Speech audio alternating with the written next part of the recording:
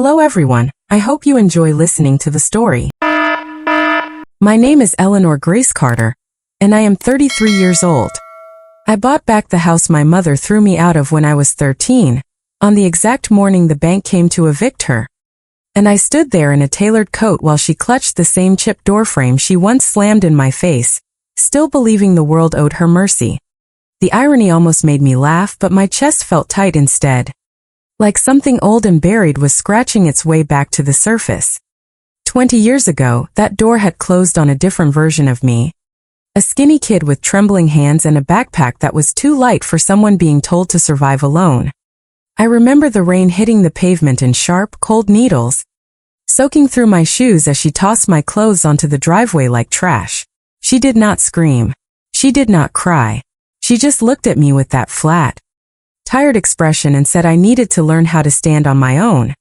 I kept waiting for her to call me back, to say it was a lesson, a test, something temporary.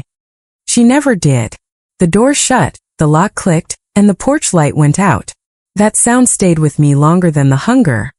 Longer than the nights I spent counting cracks in unfamiliar ceilings. Longer than the years it took to stop flinching when people raised their voices. Back then, I still believed mothers were supposed to protect their children. That belief died quietly on that driveway. What replaced it was something colder, something sharper. I learned fast that no one was coming to save me. Not neighbors who peeked through curtains. Not teachers who asked too many questions without wanting answers. Not the woman who gave birth to me. So I adapted. I watched. I listened. I figured out how the world actually worked, and more importantly, who owned it. Standing at the edge of that auction room now, I could see her clearly for the first time in years. Smaller than I remembered, wrapped in denial like it was armor. She had aged, but the stubborn pride in her posture had not changed. She argued with the bank officer like she still had leverage, like consequences were optional. She did not recognize me, not even when I stepped closer. Not even when my name was whispered among the bidders. Maybe that was the final insult, or maybe it was a gift. Because in that moment, I realized I did not need her recognition to finish what had started that night in the rain. The auctioneer's voice cut through the room, numbers rising, tension building, and I felt something settle inside me, steady and controlled. This was not about anger anymore. This was not about proving anything to her. This was about closing a loop that had been left open for 2 decades. I raised my hand without hesitation, my voice calm as I placed the winning bid. And as the gavel struck, I understood something simple and brutal. She had taught me how to survive. I had learned how to own. The first night after she shut the door on me, I learned how quickly the world strips you down to what you can carry and what you can endure. My backpack held 2 shirts, a half-empty notebook, and a granola bar I rationed like it was gold. I slept behind a convenience store because the backlight stayed on all night. And for some reason that made me feel less invisible. The pavement was still warm from the day, but it did not stay that way for long. By midnight, the cold had crawled into my bones, and I remember curling into myself, trying to make my body smaller like that would somehow make me safer. I did not cry. I think part of me was still waiting for her to come find me, to realize she had gone too far. But morning came, and the only thing that found me was the store owner telling me to leave before customers arrived. That was the moment something shifted. Not dramatically, not like in the movies. Just a quiet understanding settling in my chest. No one was coming. If I wanted to eat, I had to find a way. If I wanted to survive, I had to stop being a child. I started with whatever I could do without being noticed too much. Cleaning tables at diners for cash, carrying boxes in storage rooms, sweeping floors in places where people did not ask questions. Adults saw me and chose not to look too closely, which turned out to be an advantage. I listened more than I spoke. I learned which managers paid under the table and which ones would call the police. I learned how to stretch $1 across 3 meals. How to sleep in places that were just uncomfortable enough to keep others away. And how to keep my head down when trouble walked in. There were nights I felt like I was disappearing. Like the version of me that once had a home was dissolving into something unrecognizable. But there were also moments, small ones, where I noticed patterns. Who owned the buildings? Who collected rent? Who decided who stayed and who got pushed out? It always came back to the same thing: control. And control came from ownership. By the time I was 16, I had moved from survival to observation. I found work with a small cleaning company that handled office spaces after hours. That was where I first saw contracts up close. Left on desks by people who assumed no one would read them. Numbers, clauses, signatures. Agreements that decided the fate of entire properties, entire families. I started copying phrases into my notebook, words I did not fully understand yet but knew mattered. Terms like foreclosure, default, lien. They sounded clinical, almost harmless, but I saw what they did in real life. I saw families pack their lives into boxes because a payment was missed. I saw landlords change locks without warning. I saw how quickly a place could stop being yours. Something about that felt familiar in a way I could not ignore. I did not have a mentor in the traditional sense. What I had was access, and I used it.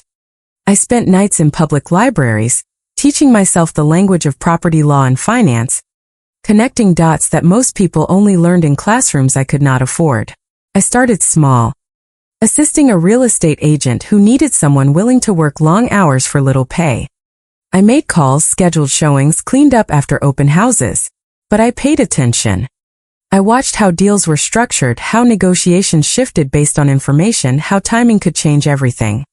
I learned that houses were not just places people lived in. They were assets, leverage, power. The first time I stood outside a home that was about to be foreclosed, something inside me tightened. The family inside did not know yet.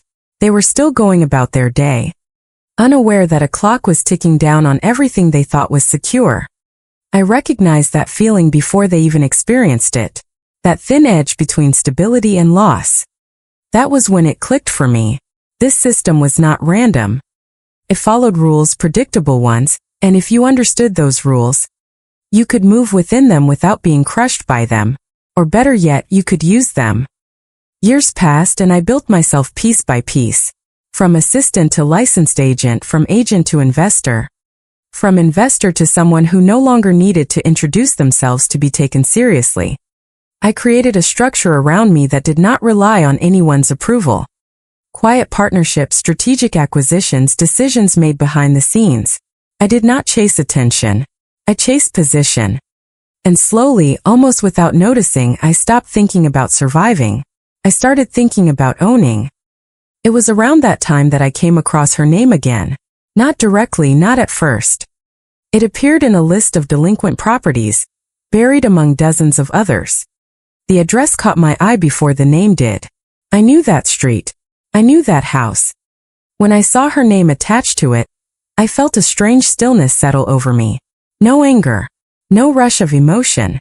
Just recognition. She had refinanced the property multiple times, taken on additional debt, missed payments. The pattern was clear. She had been holding on barely. And now the system she never bothered to understand was about to take everything back. I did not act immediately. Instead, I watched. I pulled records, tracked the timeline, understood every detail of her situation. The outstanding mortgage, the penalties, the looming foreclosure. There was another name tied to the financial strain, someone who had benefited from her decisions, someone she had chosen to support while letting everything else collapse. I did not need confirmation of who the golden child had been. The paperwork told me enough. It always does. That was when I made my move. Not out of impulse, not out of revenge. Out of clarity. I structured my involvement through a separate entity. One that would not trace back to me in any obvious way. I acquired a portion of the debt quietly, positioning myself where it mattered. Not enough to draw attention, just enough to be in the room when decisions were finalized. Every step was deliberate. Every signature, every transfer.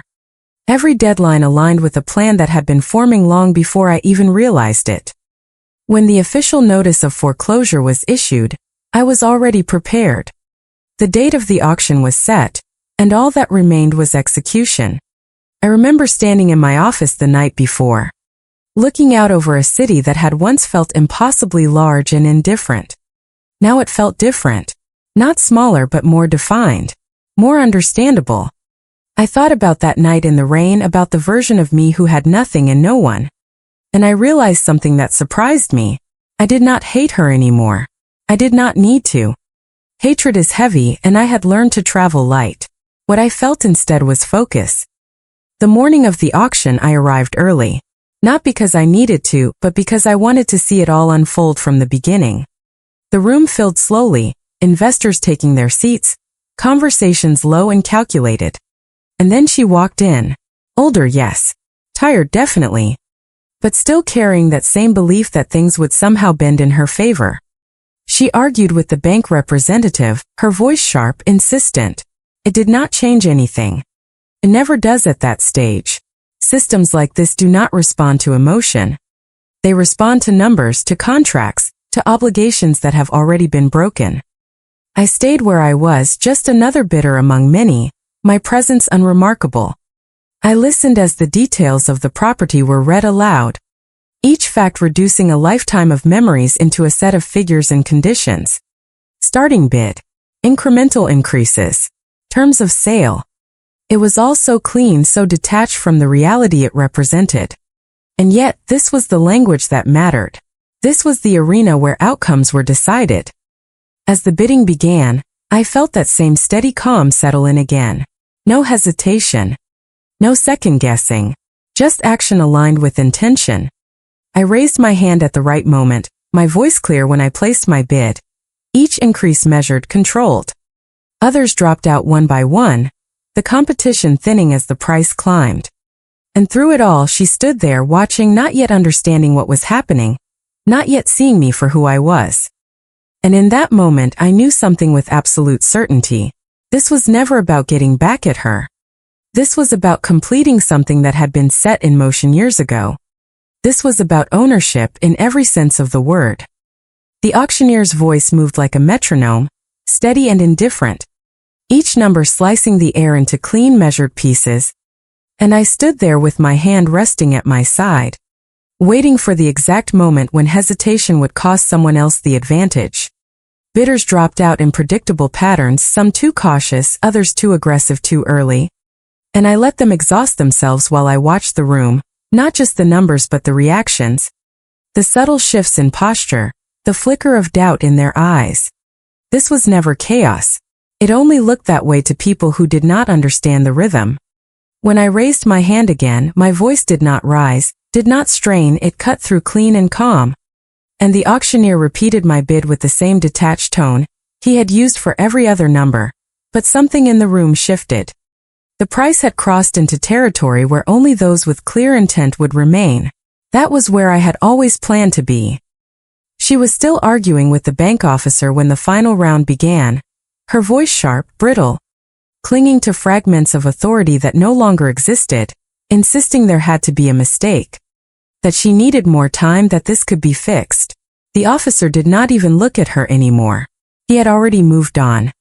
Already accepted the outcome that had been set in motion long before this morning. Systems do not pause for regret. They do not rewind for second chances. They conclude. And this one was almost finished. Another bidder raised their paddle, a quick, reflexive move, but I saw it for what it was. A last attempt to hold ground without fully committing to the cost. I answered immediately, my bid precise, leaving no room for negotiation. The silence that followed was heavier this time, stretching just long enough to make the room hold its breath. The auctioneer looked around once, twice, searching for any sign of resistance, but none came. The other bidder lowered their paddle slowly, almost reluctantly, and in that moment it was over. The gavel came down with a sharp crack that echoed louder than it should have, final and absolute. Sold.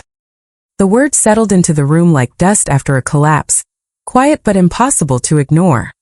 Papers shifted, chairs creaked, conversation started again in low murmurs, but for me, everything narrowed to a single point.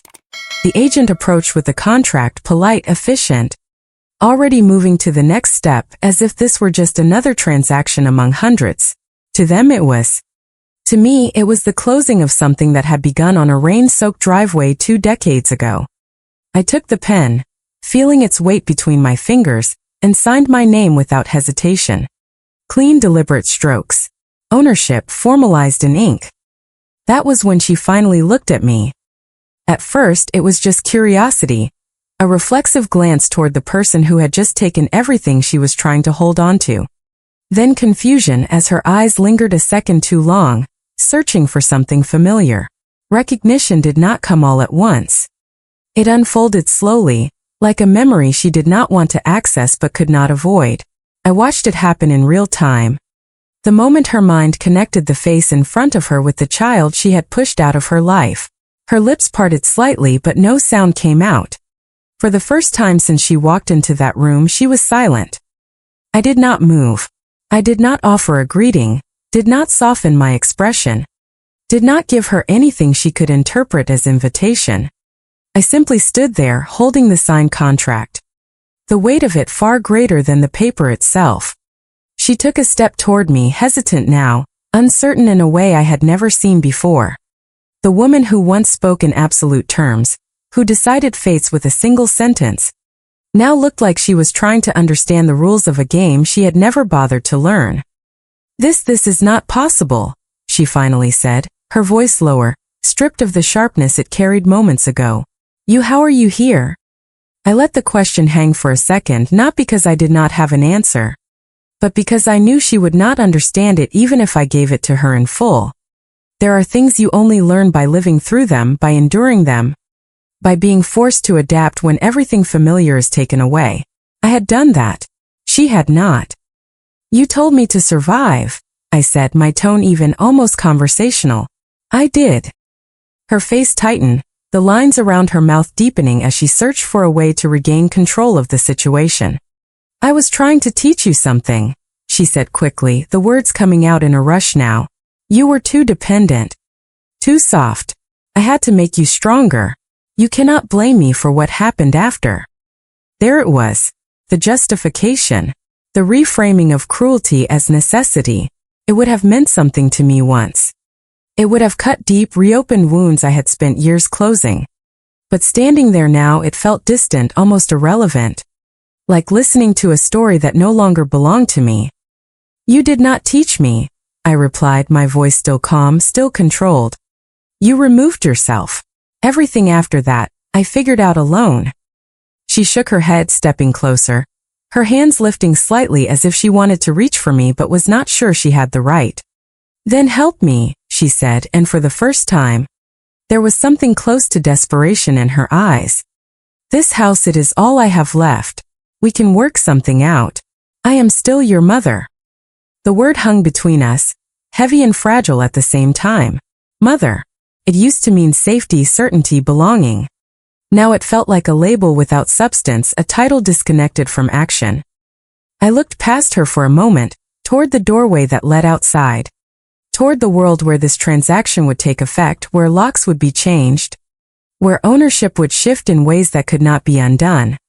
Then I looked back at her, really looked, not as the figure from my past, but as the person standing in front of me now. Someone who had made choices. Someone who was now facing the outcome of those choices. You said I needed to learn how to stand on my own, I said slowly. This is what that looks like. Her shoulders dropped slightly, the fight draining out of her as the reality of the situation settled in. There were no more arguments to make, no more authority to claim. Just consequences, clear and unavoidable. The agent returned, asking for confirmation on the transfer process, his tone professional, detached from the tension unfolding in front of him. I answered without hesitation, confirming every detail, every step that would finalize the transition. Each word moved things forward, away from possibility and into certainty.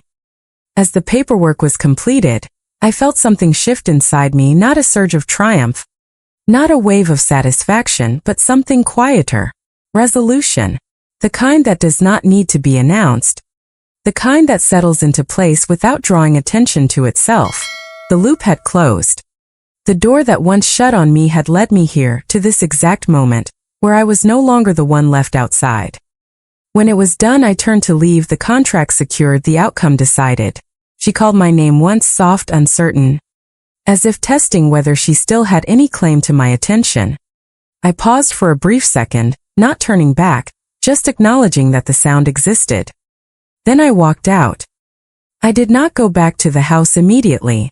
That would have been too easy, too impulsive, and I had not come this far by acting on emotion. Instead, I let the process unfold the way it was designed to. Legal notices were issued, timelines enforced, locks scheduled to be changed. Everything moved with quiet precision. The same system that once took everything from people now working in my favor because I understood how to navigate it. I watched it all from a distance at first, reviewing documents, confirming transfers, ensuring there were no gaps, no loose ends. Control is not about a single moment.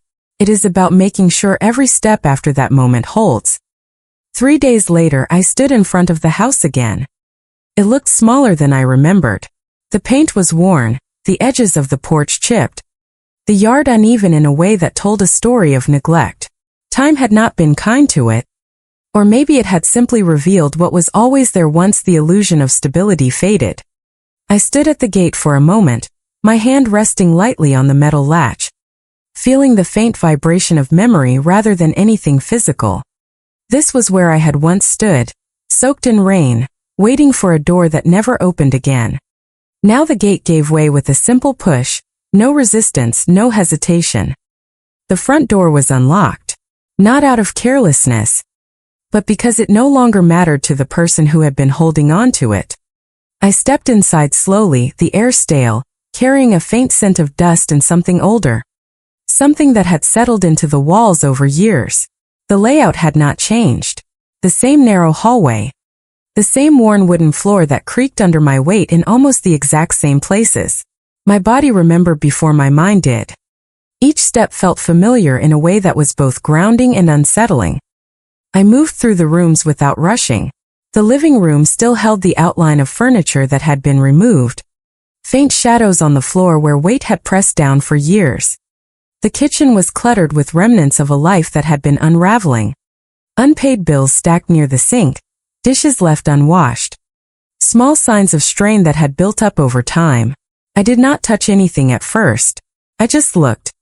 Not as a child returning to a place of pain, but as the owner of a property assessing its condition. That shift in perspective was subtle, but it mattered. When I reached the staircase, I paused. The second floor had always felt different. Quieter. More personal. That was where my room had been, if it could even be called that. A space just big enough for a bed and a small desk. A place where I had learned to stay out of the way, to make myself smaller so I would not be noticed. I walked up slowly, each step measured. The sound of my movement echoing slightly in the empty house. At the top of the stairs, the door to that room was still there, slightly ajar. Pushed it open. The room was empty now. No bed, no desk, no trace of the version of me that once existed there. Just bare walls and a window that let in a thin stream of light.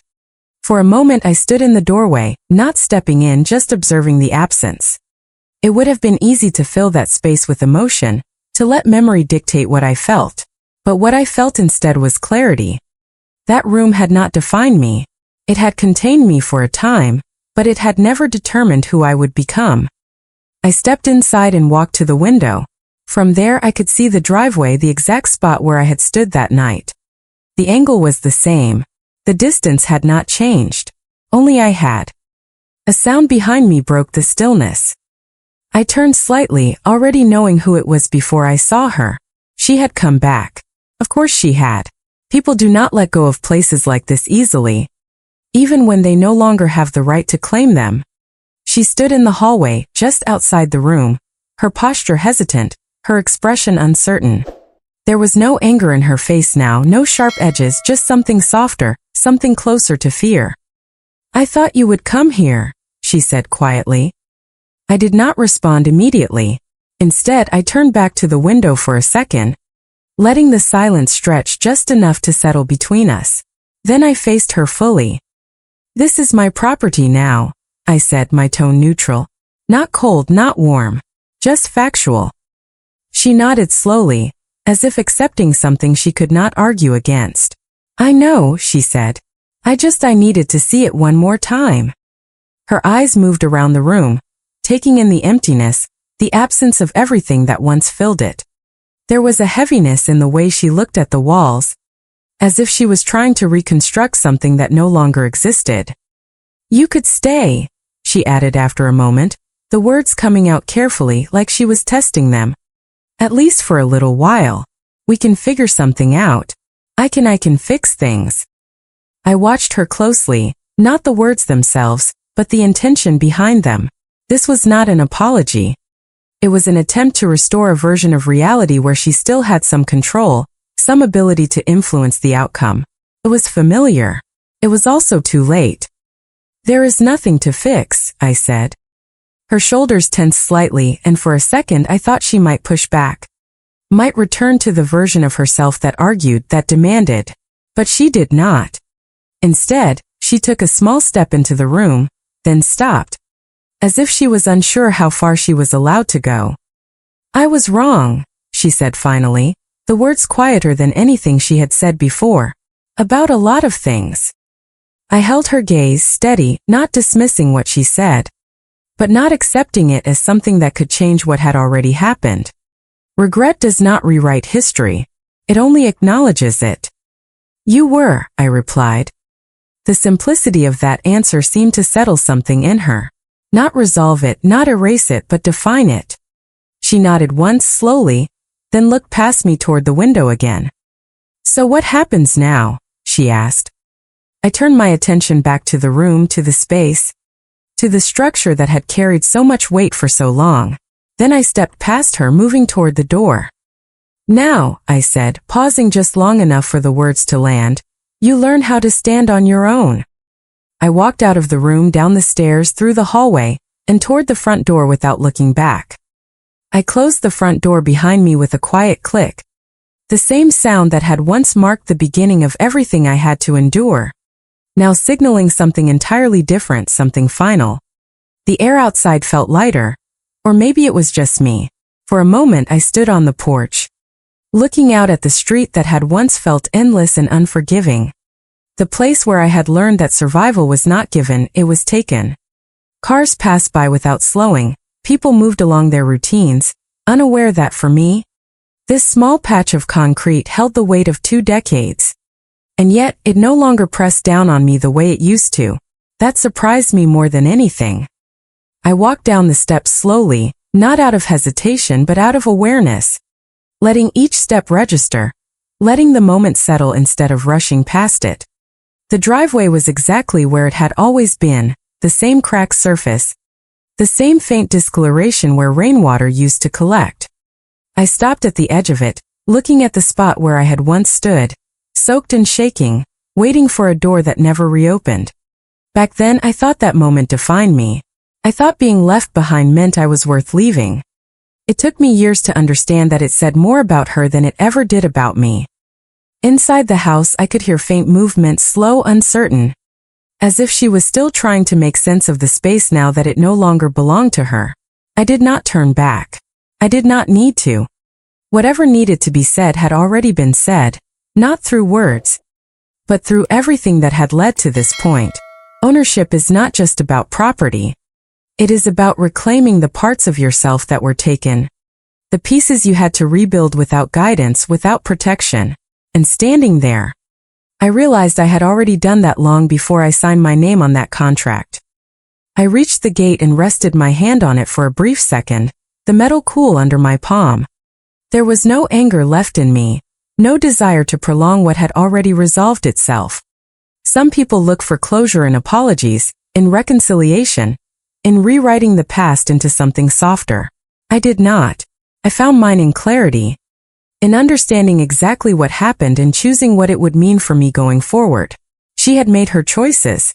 I had made mine. As I stepped out onto the sidewalk, I took one last look at the house, not as a symbol of pain, but as something that no longer held any power over me. It was just a structure now. Walls, floors, windows. The meaning it once carried had been stripped away, replaced by something quieter, something stronger.